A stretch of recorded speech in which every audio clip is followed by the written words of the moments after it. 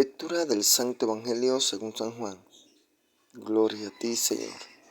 En aquel tiempo dijo Jesús a sus discípulos: les dejo la paz, les doy mi paz. Pero no se la doy como la dan los que son del mundo. No se angustien ni tengan miedo.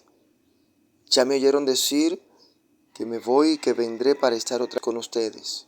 Si de veras me amaran, se habrían alegrado al saber que voy al Padre, porque Él es más que yo. Les digo esto de antemano, para que cuando suceda, entonces crean. Ya no hablaré mucho con ustedes, porque viene el que manda en este mundo, aunque no tiene ningún poder sobre mí.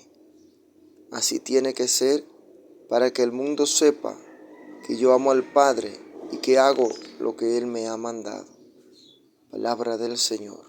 Gloria a ti, Señor Jesús.